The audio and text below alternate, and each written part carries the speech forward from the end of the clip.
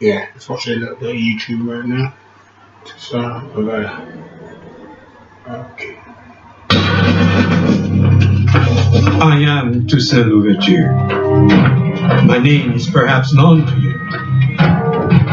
He was called the Black George Washington. He fought off 3 empires and enraged Napoleon. The prospect of a Black Republic is equally disturbing to the Spanish, the English, and the Americans. He championed liberty and égalité for all, Toussaint Louverture and the Haitian Revolution. This program was made possible by the Corporation for Public Broadcasting and by contributions to your PBS station from viewers like you. Thank you.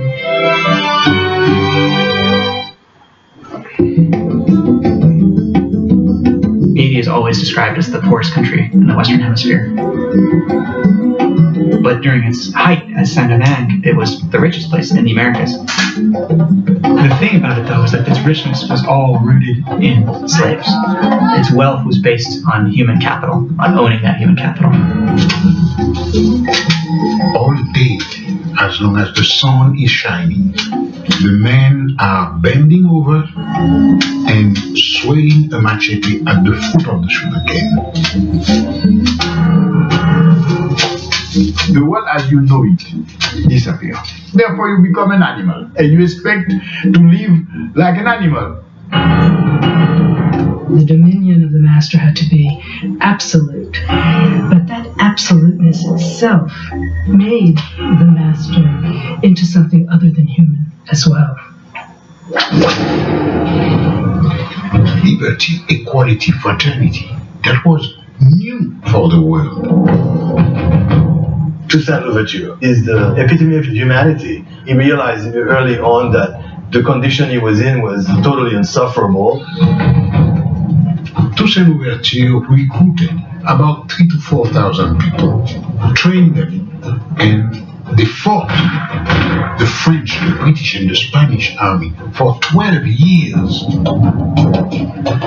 They burned the mechanisms of their production. They're burning the plantation fields, burning down the houses.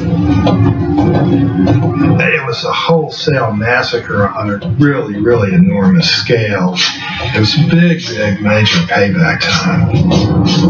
The Haitian Revolution is probably the most profound revolution ever realized by human beings. The only place where slaves created a nation. But nobody wants to talk about it.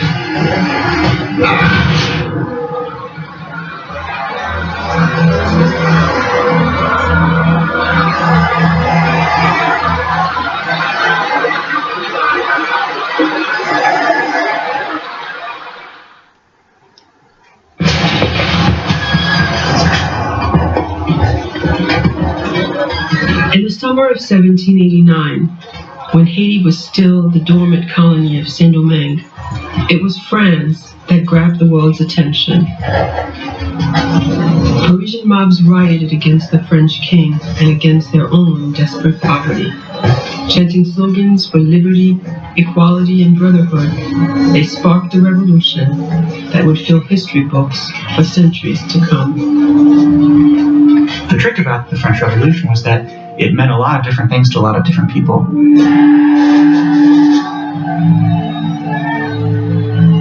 In the streets of Paris, the French Revolution meant an end to the appalling privileges of wealth. And France's brand new Congress, called the National Assembly, it meant the ideas of Europe's most radical thinkers could be realized.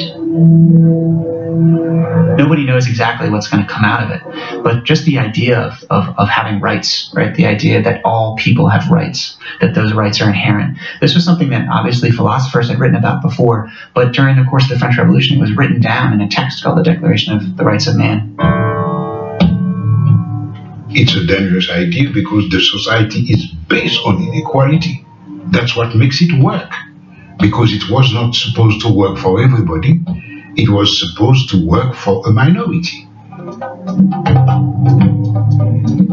What was a dangerous idea in France was even more dangerous in its slaveholding colonies off the coast of Florida, Martinique, Guadeloupe, and an island known as the Pearl of the Antilles. Today, the western half is Haiti. Then it was the French colony of Saint-Domingue. One thing that's fascinating about that time, people think these things were very far away. They were not. News traveled very, very fast. We have to remember that the ocean was like a highway in the 18th century. I mean, the ships were constantly bringing news back and forth. Everyone was obsessed with news. Sailors would come off the ships, and the first people they would talk to, the people they would work with as they were unloading the ships, were enslaved people. So there are reports who were describing the events that have been going on in Paris to the enslaved that are working alongside of that.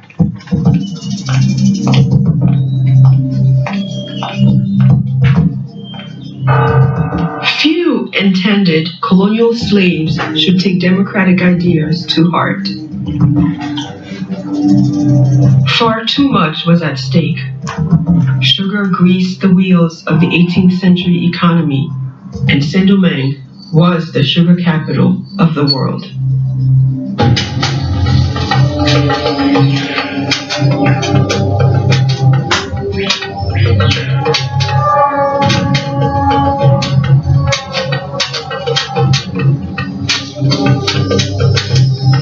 It was easy, even for France's political radicals, to ignore the agony that made it all possible.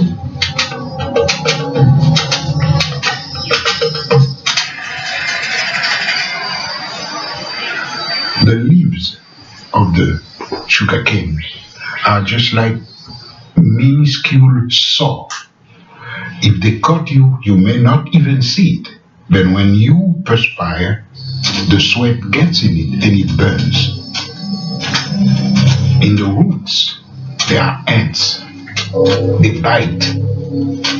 And when they bite you, you will scratch yourself for half a day.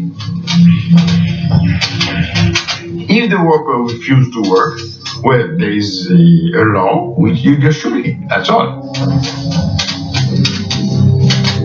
The whole concept of slavery itself is a totally savage one.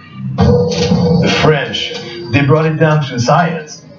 A slave coming from Africa would not last 3 years, the way the system was organized. They had it down to that kind of statistics. They did it very systematically and it was very successful.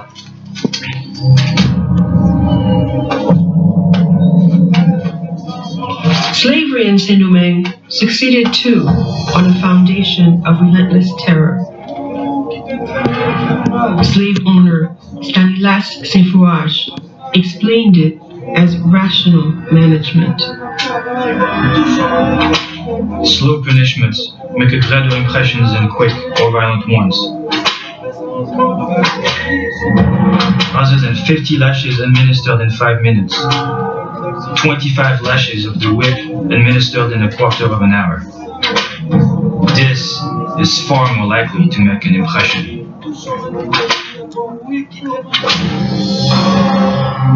The accounts about the tortures inflicted on slaves are often horrifying. Legs cut off or arms cut off, amputations for runaways, rubbing hot powder or pepper and so forth into the wounds. Slaves actually hung and left to die.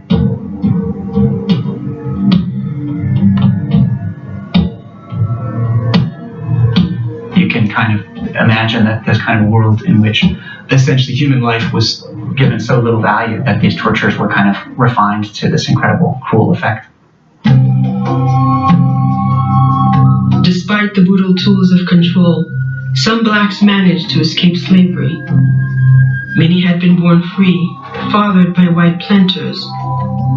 Others had gained freedom through their own wits or talents. One such man was Toussaint Louverture. I was born a slave, but nature gave me the soul of a free man. Toussaint Louverture was a very determined man. He was a very ambitious man. And in my opinion, he was a genius. Toussaint is, I think, one of the most incredible figures that I know about him in many ways. He's born on a plantation in Saint-Domingue. He grows up on that plantation. That plantation was owned by a man who was tolerant for the times. Toussaint was taught to read and write as a child. He eventually occupies a somewhat privileged role, you can say that, on a plantation as a coachman, and has a kind of relationship with the managers and masters in some ways. He becomes free in the 1770s, so he's somebody who kind of occupied different roles in society. And I think that's the key for understanding Toussaint, is that he saw possibilities where other people didn't. He had businesses, had contacts in the US and elsewhere, bank accounts, managed his affairs pretty well. The man was endless in organizational capacity. I mean, he would have been a fantastic CEO today.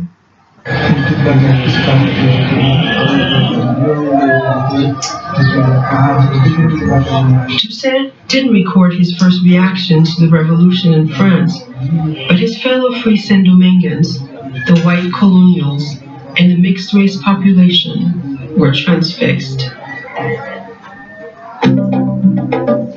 In 1789, there were about 40,000 white people and about 30,000 colored people who were, of course, their sons and cousins and so on and so forth, who were landowners themselves, many of them slave owners themselves, many of them very effective businessmen, many of them involved romantically with the white master class.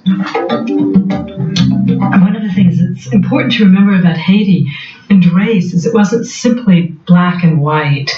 Instead, you had numerous gradations of color.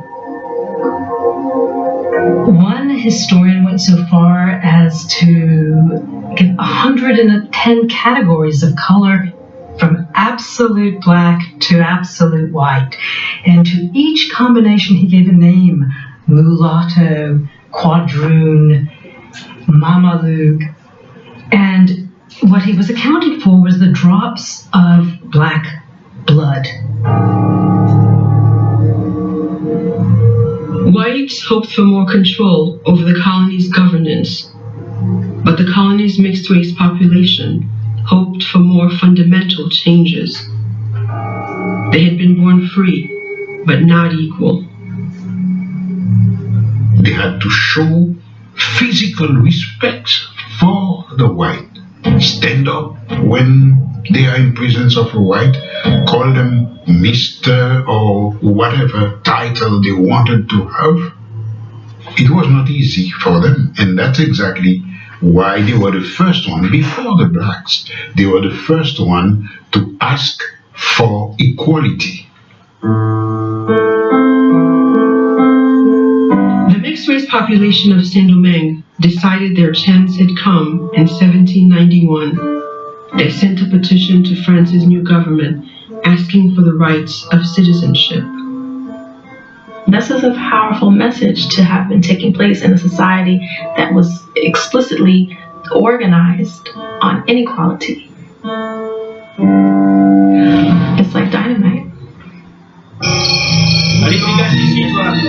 The petition asked for civil protections, and it enraged the island's white population. Working-class colonists began a full-scale intimidation campaign. They threatened, beat, and murdered mixed-race residents in the capital.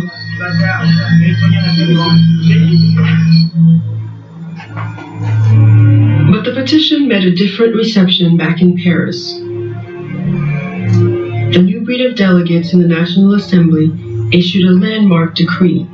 They extended equal rights to the small population of mixed-race people born of two free parents.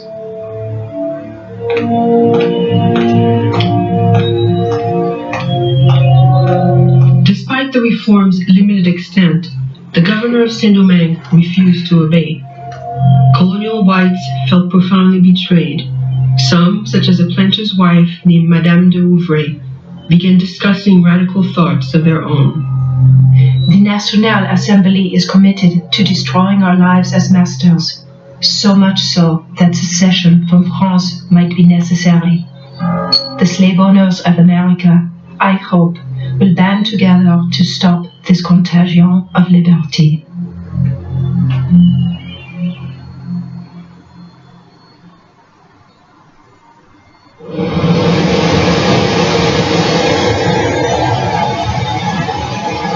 The good Lord who created the sun which gives us light from above, who rouses the sea and makes the thunder roar, watches us. Boukman Dati was a slave and a voodoo priest. Throw away the image of the God of the whites who thirst for our tears, and listen to the voice of liberty which speaks in the hearts of all of us. In August 1791, as Saint-Domingue's white and mixed-race population squared off for a showdown, Boukman called together slaves from neighboring plantations. They'd been kidnapped from different parts of Africa, and the voodoo religion was their common culture. Le vaudou, c'est l'esprit de nos ancêtres, c'est une religion. C'est le mode de vie de l'haïtien, c'est plus qu'une religion, c'est notre façon de vivre, c'est notre force de... Le vaudou est libérateur, le vaudou est dignité, le vaudou est sagesse, et le vaudou, c'est notre tradition. Boukman had called them to an area called Wakaima. First on the agenda was strategy.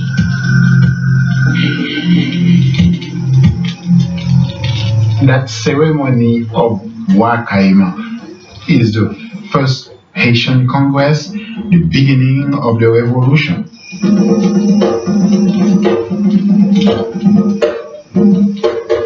C'est dans cette réunion où l'Africain décide de n'être plus esclave, d'être libre, déjà là dans la tête, de casser cette chaîne dans la tête, de dire voilà, à partir de cette cérémonie, on prend l'Africain a pris son destin en main.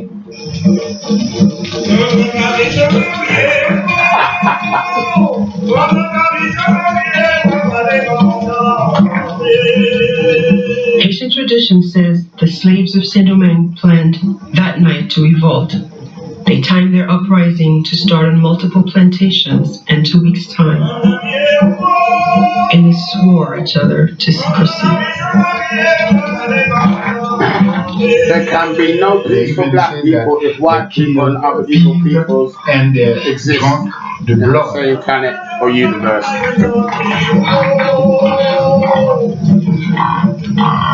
This is what we call a communion.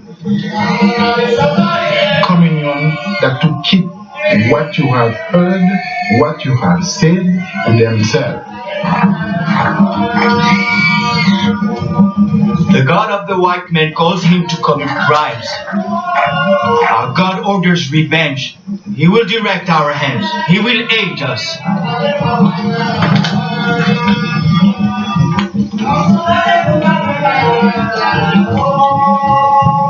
On the night of August 22nd, 1791, 1,000 enslaved Africans attacked their masters. Les esclaves empoisonnaient, les esclaves piquaient, les esclaves tuaient, les esclaves voulaient leur indépendance. For them to be free, they have to have the same amount of violence that you exerted on them. That's why the revolution was very brutal. This is that hatred in the first day that came out.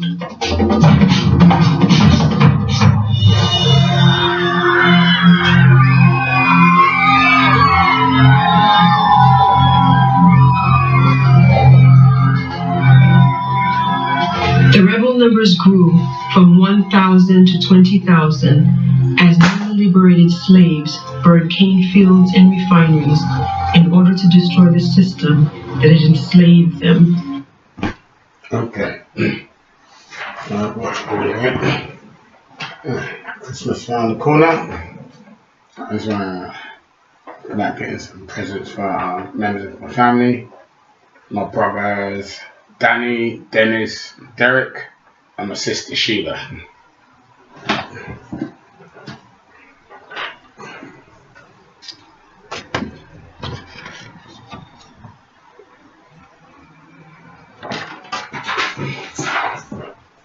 This one.